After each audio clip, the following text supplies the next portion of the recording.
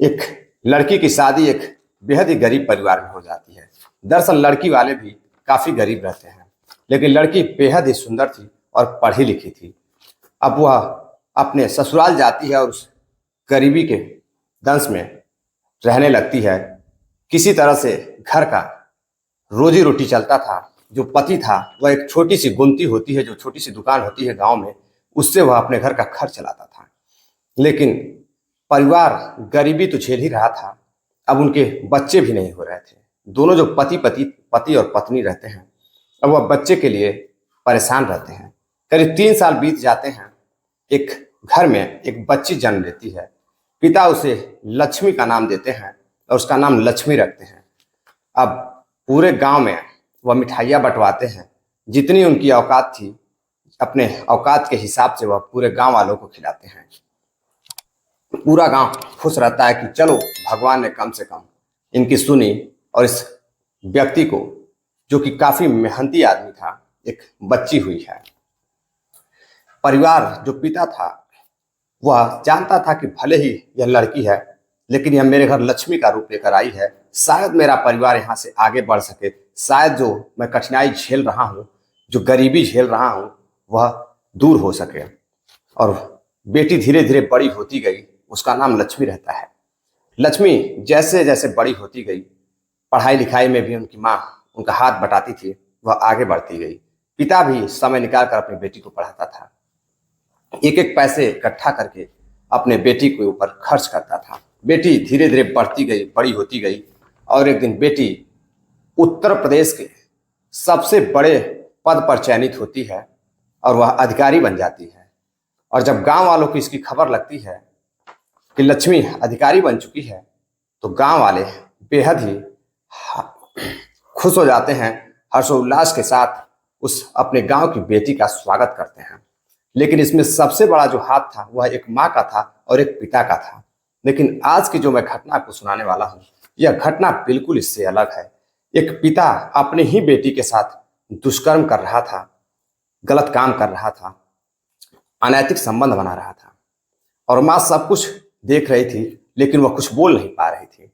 और जो एक दिन जब बेटा देखता है, तभी एक कत्ल होता है।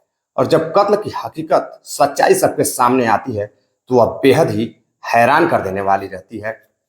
नमस्कार, प्रणाम, मैं विशु राय। आप देख रहे हैं विशु वारदात तक। आज की कहानी शुरू करें, घटना शुरू करें, उससे पहले मैं चाहता हूं कि आप सभी साथी, जितने भी हमारे व्यूअर साथी हैं, सब्सक्राइबर साथी हैं, सभी लोग अपना प्यार सपोर्ट दें। वीडियो को लाइक भी आप लोग किया करिए, और जितने भी साथी अभी तक चैनल को सब्सक्राइब नहीं किए हैं, चैनल को सब्सक्राइब भी करें, अपना प्यार सपोर्ट दें। वीडियो को ज़्यादा से ज़्यादा लोगों में शेयर भी करें, ताकि ज़्यादा से ज़्यादा लोग जागरूक हो सकें और आपके इस छोटे से परिवार विशु वारदात तक से जुड़ भी सकें। आज की जो सच्ची घटना है वह है बिहार की राजधानी पटना की। पटना में एक जगह पड़ती है मसौड़ी। मसौड़ी में ही एक थाना लगता है, भगवानगंज थाना। भगवानगंज थाना के अंतर्गत एक गांव आता है, खरौना गांव। मुझे याद है कि मैं यह दूसरी या तीसरी इस थाने की घटना मैं सुना रहा हूँ। अक्सर करके न जाने क्यों इसी थाने के अंतर्गत ऐसी घटनाएं देखने को मिलती हैं जो बेहद ही शर्मसार करने वाली होती हैं। हो सकता है कि शायद काफी पिछड़ा क्षेत्र हो, या जो सोच है उस क्षेत्र में कुछ लोगों की, मैं सबको नहीं कहूँगा, उनकी काफी घटिया सोच हो। दरअसल एक व्यक्ति सुबह जब अपने घर से, अपने ही गांव में जब बाहर जाता है शौच के लिए, तभी वह देखता है कि एक लड़का उसी गांव का एक आम के पेड़ पर साड़ी के फंदे में लटका हुआ है। वह जैसे ही देखता है, उसकी हवाइयां उड़ जाती है, उसके मुंह से आवाज नहीं आ रही थी। वह बोलने की कोशिश करता है, लेकिन वह कुछ कह नहीं पा रहा था। तभी वह किसी तरह से हिम्मत जुटाता है और दौड़ते हुए अपने गांव में जाता है। गांव में जाकर लोगों को बताता है कि अपने गांव का एक लड़का फांसी के फंदे पर लटका हुआ है, उसने आत्महत्या कर ली है। अब गांव के लोग जैसे ही इस बात को सुनते हैं, दौड़े दौड़े गांव के बाहर उस बागीचे में जाते हैं, उस आम के पेड़ के पास जाते हैं, तो देखते हैं कि एक 14 साल का लड़का आम के पेड़ में फांसी के फंदे पर लटका हुआ है। अब सभी लोग सदमे में आ जाते हैं, हैरान रह जाते हैं। पूरे गांव में दहशत फैल जाती है। गांव में लोग तरह तरह की बातें करने लगते हैं। अब गांव में एक व्यक्ति रहता है, वह पुलिस को फोन करता है। जैसे ही भगवानगंज थाना की पुलिस अपनी टीम के साथ वहां पहुंचती है, बॉडी को नीचे उतारती है और बॉडी की शिनाख्त कर पोस्टमार्टम के लिए भेज देती है। पोस्टमार्टम रिपोर्ट आती है और इधर घर में उनके पिता, उनकी बहन, उनकी माँ, आस पड़ोस के लोग, चीखना, चिल्लाना, रोना, गाना सब कुछ चल रहा था। सब लोग, आखिर किसी के परिवार का एक बेटे ने आत्महत्या कर ली है या फिर हत्या हुई है, एक बेटा खोया है, उस परिवार में गम का माहौल था। सभी दुखी थे, सबकी आंखों से आंसू निकल रहे थे। सभी लोग यह जानने की कोशिश कर रहे थे कि आखिर उनके लड़के ने ऐसा क्यों किया, और हत्या भी हुई है तो किसने की है। पोस्टमार्टम रिपोर्ट का गांव वालों को और पुलिस को इंतजार थी। अब पोस्टमार्टम रिपोर्ट जब आती है तो पोस्टमार्टम रिपोर्ट से साफ पता चलता है कि लड़के का पहले गला दबाया गया। जब लड़के की मृत्यु हो जाती है, उसके बाद जो है फांसी के फंदे पर अपने सबूत को मिटाने के लिए, बचने के लिए ऐसा किया गया है। अब पुलिस उसके घर वालों से जांच पड़ताल करती है, पिता से जांच पड़ताल करती है, पूछताछ करती है। तो सबसे पहले पिता थाने में अज्ञात के नाम पर एफआईआर दर्ज कराता है, हत्या का मुकदमा दर्ज कराता है। अब पुलिस जांच पड़ताल में जुट जाती है और जब पुलिस अपराधी को पकड़ती है तो वाकई में जो खुलासा होता है वह बेहद ही सन्न कर देने वाला रहता है, रूह कपा देने वाला रहता है। दरअसल आते हैं जो जिस लड़के की हत्या हुई है उसके बारे में पहले जान लेते हैं। जो लड़का रहता है जिसकी हत्या होती है, 14 साल का लड़का अंकित, मसौड़ी के भगवानगंज थाना अंतर्गत जो गांव पड़ता है, खैराना गांव का रहने वाला होता है, खरौना गांव का रहने वाला होता है। अंकित काफी अच्छी पढ़ाई भी करता था, पढ़ाई लिखाई में काफी तेज तर्रार था, काफी सुशील व्यक्ति था, बेहद ही गरीब परिवार से भी आता था, किसी तरह उनका खर्च चलता था। अंकित के परिवार में उनके पिता मिंटू और उनकी 2 बहनें थी। एक बड़ी बहन जो घर पर रहती थी, छोटी बहन पढ़ाई लिखाई में भी बिजी रहती थी, वह स्कूल भी जाया करती थी। और जो उनकी माँ थी, यानी कि टोटल 6 लोग उनके घर में थे। 2 बेटी और 3 बेटे, यानी कि 5 लोग, और माता पिता, टोटल 7 लोगों का यह परिवार था। अब जो पिता रहता है वह मिंटू, वह पेशे से रोजगार में जो कहते हैं मिस्त्री का काम करता था। वह मिस्त्री था। आए दिन सुबह वह 8 बजे अपने काम पर चला जाता था और शाम को 6 बजे तक घर आता था। एक दिन जो लड़की होती है, छोटी वाली लड़की, सबसे छोटी लड़की, वो अपने स्कूल गई रहती है। बड़ा लड़का स्कूल से जल्दी आ जाता है और पिता उसके घर रहता है।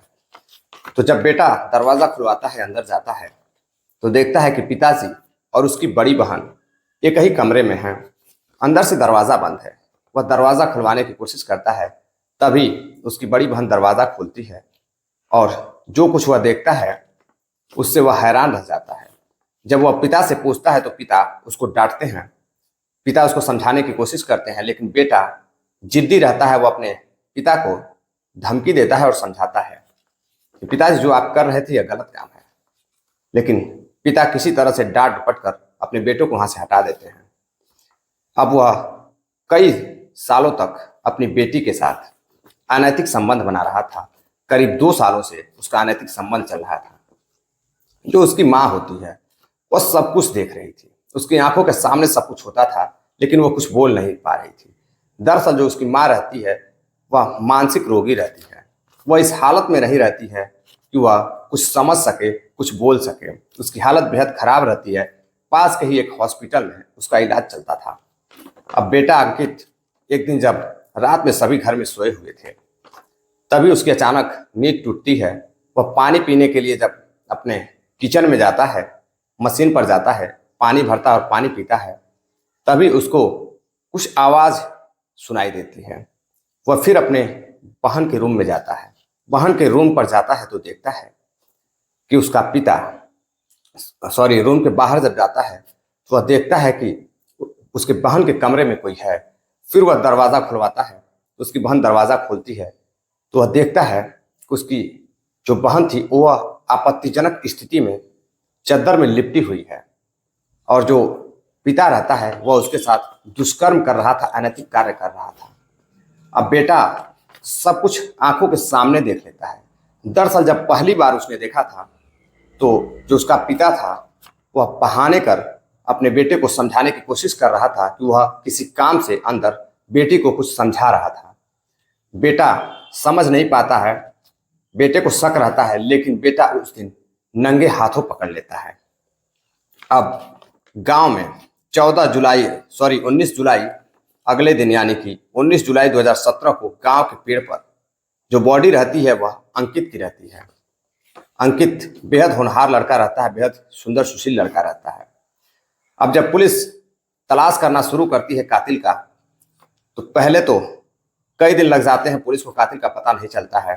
अज्ञात की तलाश में पुलिस लगी रहती है। पिता जो रहता है मिंटू अज्ञात के नाम से एफआईआर दर्ज कराता है।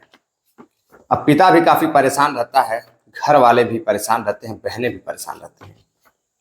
पुलिस जांच पड़ताल में जुट जाती है। जो एसपी साहब रहते हैं, सिटी एसपी साहब रहते हैं, दोनों लोग मिलकर एक टीम का गठन करते हैं।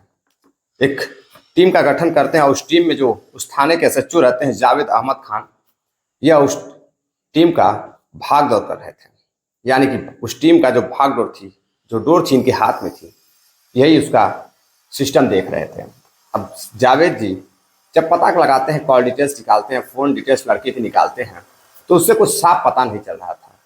काफी पुलिस हाथ पैर मारती है, हाथ पैर फूलने लगते हैं, लेकिन इस घटना से जुड़ी हुई कोई भी सबूत इनके हाथ नहीं लगता था। अब यह परेशान हो जाते हैं। तभी यह मुखबिर लगाते हैं।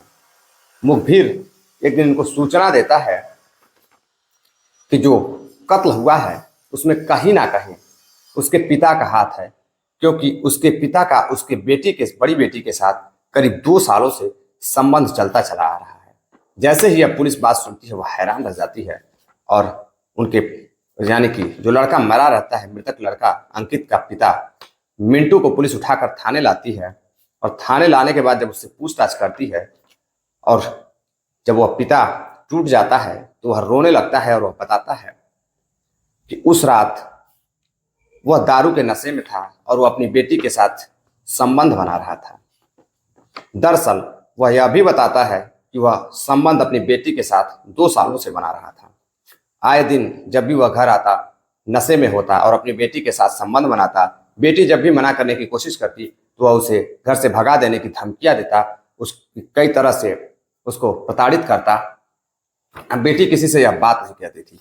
जो माँ थी वह मानसिक रोगी थी, वह कुछ बात समझ ही नहीं पाती थी कि बाप क्या कर रहा है, बेटी क्या कर रही है, भाई क्या कर रहा है, लड़का क्या कर रहा है। लेकिन जब भाई एक दिन कॉलेज से घर आता है, स्कूल से घर आता है, तो वह देखता है कि पिता बेटी के कमरे में है, लेकिन वह समझ नहीं पाता है। और पिता जो होता है वह किसी काम का बहाना करके उस रूम में वह कुछ काम कर रहा था, बेटी को कुछ समझा रहा था। होता है वह अपने पिता के यानी कि अपने पापा के बातों पर विश्वास कर लेता है, क्योंकि कोई भी जो बेटा होता है या बेटी हो, वह उसकी सोच यहाँ तक जा ही नहीं सकती है कि उसका पिता अपनी ही बेटी के साथ अनैतिक कार्य करेगा, दुष्कर्म करेगा। अब अंकित वहां कुछ समझ नहीं पाता है, अपने दिमाग में कुछ सोचता रहता है और वहां से चला जाता है। मिंटू यानी कि लड़के का पिता फिर बताता है कि अगले दिन यानी कि 18 जुलाई 2017 की रात को 2023 की रात को वह उस अपने बहन को अपने पिता के साथ अनैतिक कार्य करते हुए देख लेता है, संबंध बनाते हुए देख लेता है। वह अपने पिता से इस बात पर झगड़ा करने लगता है और दोनों के बीच हाथापाई भी होती है। अब लड़का कहता है कि मैं अगले दिन यह सारी बात सबको बताऊंगा और पुलिस में कंप्लेन भी करूंगा। इस बात से पिता काफी आहत होता है। वह सोचने लगता है कि कहीं बेटे ने मेरे और मेरी बेटी की बात, अनैतिक संबंध की बात अगर बाहर बता दी तो समाज में काफी बदनामी होगी, लोग क्या कहेंगे। इस वजह से उसका पिता अपने ही 14 वर्ष के बेटे का कत्ल कर देता है। कत्ल करने के बाद वह उसको बोरे में भरता है और बोरे में भरकर पास के ही एक बागीचा रहता है वहीं लेकर जाता है और अपनी पत्नी के साड़ी से अपने बेटे उसको फांसी के फंदा बनाकर उसमें लटकाकर पेड़ में बांध देता है ताकि किसी को उसके पिता पर शक ना हो। जब पुलिस इस चीज का खुलासा करती है और न्यूज़पेपर के माध्यम से यह खबर चारों तरफ फैलती है और जो गांव वाले इस केस का रिजल्ट जानने के लिए इंतजार में थे कि आखिर अपराधी कौन है, आखिर किसने हत्या की, क्यों हत्या की, जब लोगों को यह पता चलता है कि घर का ही व्यक्ति यानी कि उसका पिता ही मिंटू अपने ही बेटे 14 वर्षीय बेटे अंकित की हत्या कर दी है, वाकई में पूरा गांव शर्मसार हो जाता है। और जब गांव को यह पता चलता है कि हत्या अपनी बेटी से संबंध बना रहा था, इसलिए अंकित ने देख लिया था और अंकित शायद गांव वालों को बता देता, बदनामी के डर से उसने अपने ही 14 वर्षीय बेटे की हत्या कर दी।